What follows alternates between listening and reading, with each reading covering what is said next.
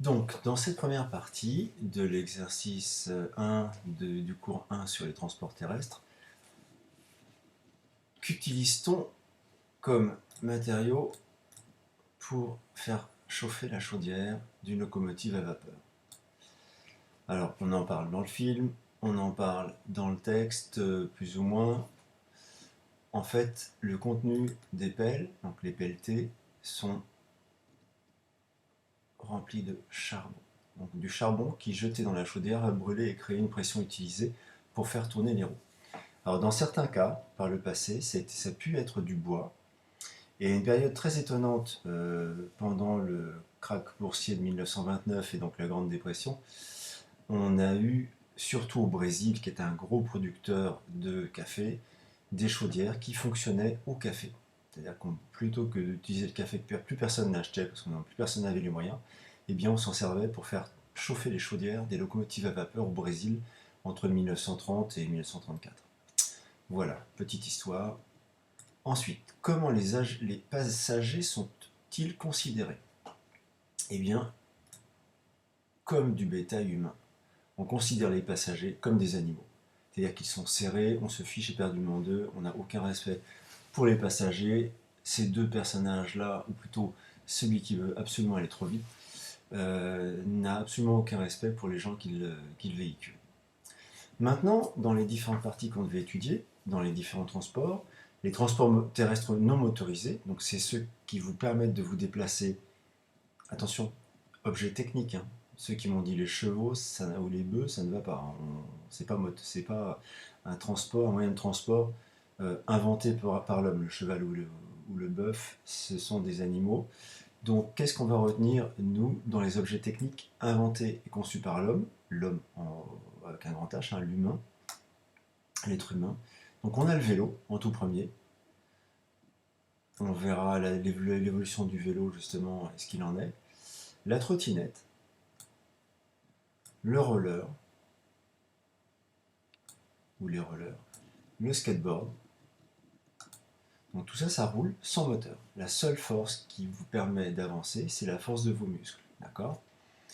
Certains ont mis les charrettes, mais c'est tracté par un bœuf ou un cheval. Certains ont mis les calèches. D'accord. Ensuite, les transports terrestres motorisés sur route. Donc on va avoir un moteur qui va nous permettre d'avancer. Donc celui auquel j'ai pensé, c'est le scooter pour les transports individuels. La moto ou quad, la voiture. Alors, quand je dis individuel, ça peut être de 2, 3, 4 personnes maximum, d'accord. L'overboard ou gyroroue, la trottinette à moteur, et on pourrait rajouter le vélo à moteur, d'accord. Pour ce qui est transport collectif, là, on aura deux grandes familles pour les transports de personnes. On aura le bus et le car. La différence entre le bus et le car, c'est que le bus a un trajet bien précis, il suit un parcours et il s'arrête tous les 400-500 mètres. Et il est essentiellement en ville. Le car a des distances beaucoup plus longues, il n'a pas d'arrêt systématique, il peut s'arrêter à différents endroits selon les besoins ou à certaines gares. Donc c'est la grande différence. Si on traverse l'Europe, on le traversera en car, alors que le bus, il ne va pas dépasser 2-3 communes qui se suivent ou qui sont limitrophes les unes des autres. Ensuite, le camion, alors certains m'ont mis le camion, effectivement le camion, c'est pas franchement un transport individuel ni collectif, c'est un transport de marchandises ou de matériaux. Donc ça serait dans un collectif de transport de matière, de matériaux. Ensuite, qu'est-ce qu'on va avoir? Concernant la troisième partie, les transports terrestres motorisés sur rail, donc là on a plusieurs catégories. Le train. Ah, le train va soit transporter des voyageurs, soit transporter des marchandises. Des fois il fait les deux, mais généralement les trains de marchandises sont vraiment réservés aux marchandises. Deuxième transport, plus courant pour vous maintenant, mais qui l'avait été très très longtemps, il y a très longtemps, à la fin du 19e siècle et au début du 20e siècle, c'était déjà du matériel de transport avec des moteurs électriques. c'est le tramway. Donc là, le tramway ne transporte que des voyageurs. Puis, les trains qui sont en sous-sol, on les appelle des métros, et ils ne transportent que des voyageurs. C'était en gros les 3 grandes familles que j'avais repérées et notées. Maintenant, pour les terrains boueux, gelés ou enneigés, si les véhicules ne sont pas équipés avec un matériel particulier, ils vont avoir beaucoup de mal à se déplacer. Donc ces véhicules-là, on leur installe à la place des roues, on utilise des véhicules à chenilles. Bien, voilà pour la correction. On va passer aux activités suivantes. Alors, pour réaliser l'expérience que nous allons faire ensemble, il vous faut un tube d'aspirine ou autre vide avec un bouchon sans vis, mais bon, un bouchon lisse.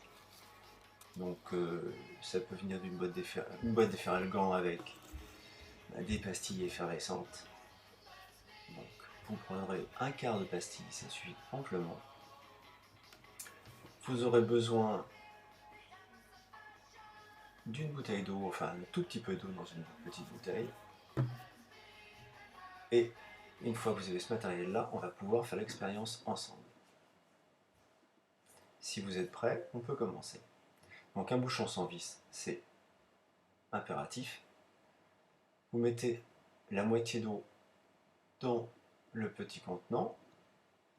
On vérifie à peu près si c'est la moitié. Ensuite, on va mettre une pastille. Là, j'ai mis une demi-pastille, mais c'est beaucoup trop. Vous en mettez un quart, ça suffit largement. Vous observez ce qui se passe. On voit qu'il y a des bulles qui se forment. Et on referme le bouchon. Et après, que va-t-il se passer, à votre avis? Là, c'est la question. Donc, vous pouvez arrêter la vidéo ici, faire l'expérience avant de voir ce qui va se passer. La pastille est dans son eau, dans le petit contenant, bouché par son capuchon qui est lisse. Et que va-t-il se passer? Attendons de voir. Ah. On regarde de nouveau.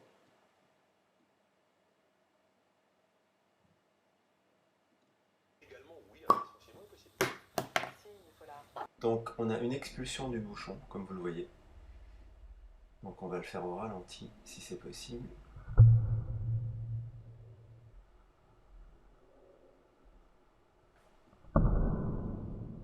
Et au ralenti avec le son, c'est encore plus chouette.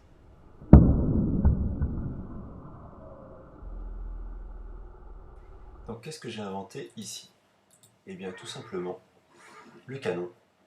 Je vais avoir une pression qui va se dissiper d'une manière très violente et je vais expulser un projectile. Donc en l'occurrence pour notre expérience c'était un bouchon, là c'est un obus ou à l'époque un boulet. Et l'usage de cette pression est à sens unique. Un moteur à vapeur ça marche en aller et retour. Donc il va falloir trouver une nouvelle technique, la machine à vapeur. Voici un schéma de la machine de Watt. L'idée de la machine à vapeur est de créer un mouvement continu de va-et-vient par la seule force de la vapeur. Pour ce faire, on fait chauffer de l'eau afin de la rendre gazeuse. Cette vapeur est ensuite dirigée vers un réservoir qui est muni de 2 sorties. Toutefois, le tiroir de distribution ne laisse passer la vapeur que dans une seule sortie à la fois. La vapeur va ensuite remplir un réservoir muni d'un piston. Sous la pression de la vapeur, le piston s'active. Il est relié à une courroie qui va produire le mouvement désiré, que ce soit pour faire tourner une roue de train ou rouler une bobine de fil. Le mouvement est donc créé. En même temps, le piston active le tiroir de distribution qui change de place. Ce faisant, il laisse la vapeur remplir l'autre partie du compartiment où se trouve le piston. Le piston est alors repoussé, ce qui donne une nouvelle impulsion à la roue et au reste de la machine. Ce système de va-et-vient du tiroir à distribution garantit que la machine, tant qu'elle produit de la vapeur d'eau, ne s'arrête pas. Simultanément, le piston est relié par une branche métallique à une roue appelée volant d'inertie. Le volant d'inertie a pour but de réguler la vitesse de la machine. Si elle accélère trop, la roue active le régulateur centrifuge qui active à son tour une valve d'échappement. Si la machine ralentit, la roue garde son inertie et peut aider la machine à conserver une vitesse acceptable. C'est ainsi que l'on était capable de transformer de l'énergie thermique en énergie cinétique. Voyons voir ce que ça donne. Avec peu de vapeur? Avec beaucoup de vapeur. Je tiens à remercier mon collègue canadien qui a présenté cette vidéo sur la machine à vapeur. Maintenant, voilà ce que vous allez avoir à faire et à me rendre pour la semaine prochaine, enfin dans le courant de la semaine si vous pouvez.